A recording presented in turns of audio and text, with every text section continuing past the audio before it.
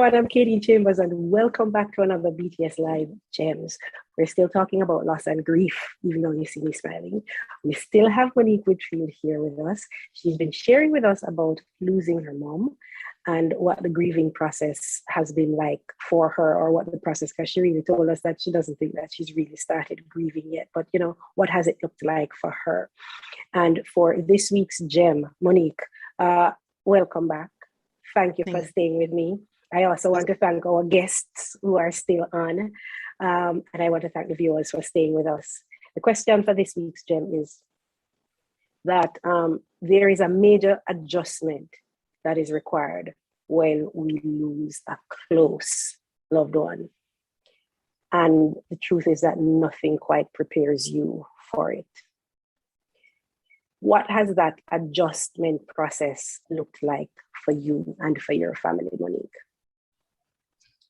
Adjusting since Mama left, finds us trying to fill that gap. Everybody does something that she would do.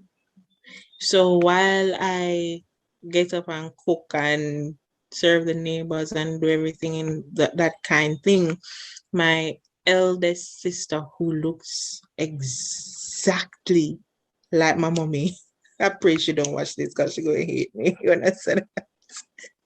She looks exactly like mommy.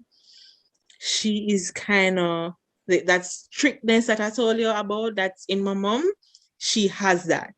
So when it come down to us fussing and all of that, and it's funny that my sister, she was very rough. She was even stricter than mommy, but no, she has this kind of softness. She has this kind of softness that mommy had, that nurturing thing that I say, even though she was strict, we go back to her for that. My sister now has that. So if we're fussing, my sister, who used to be the rough one, is now the soft one. It's just so weird. And she's the one to calm us down. And then my other sister now, she just kind of like tell you what to do. So she's the second one. But as it relates to making decisions in your life, she's that person who has filled that gap for mommy, where you go to mommy and ask mommy what to do. She's doing that. So even my biggest sister, the eldest one, the first child, is afraid of going to her because she's going to ask you a whole heap of questions. So you read up that, you go look at that. What is that about? Why are you doing this? What do you do with your money? You save your money? All of that. So the adjustment for us is really trying to fill the gap. Each of us trying to make each other comfortable by doing things that don't make us feel like mommy is not here. Wow. I'm getting goosebumps. I'm an only child from my mother, so I can't have that. I have to just, and I can't step into the shoes that she wore, because our personalities were vastly different in some ways.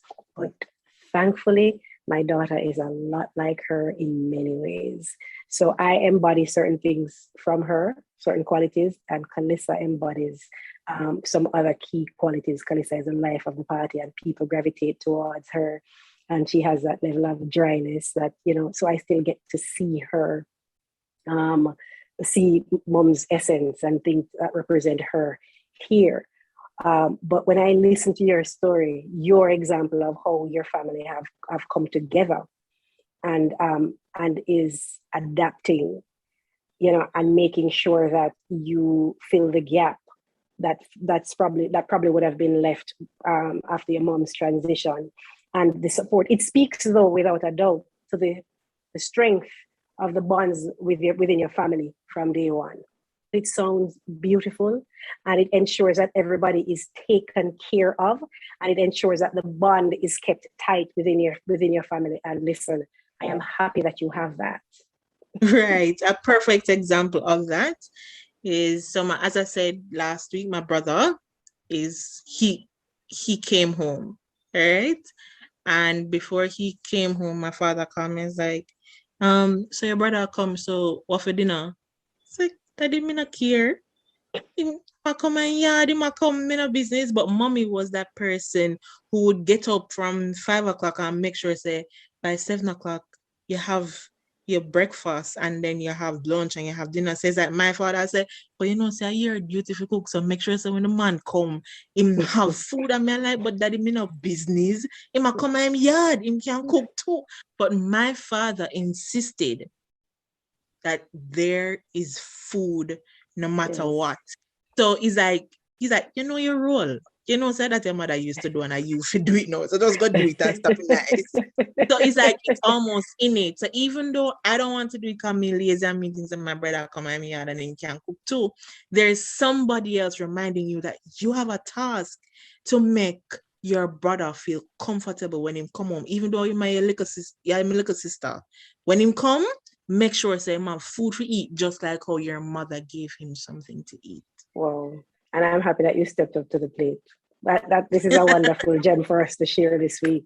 Monique, thank you so much for staying with me for BTS Live and this gem.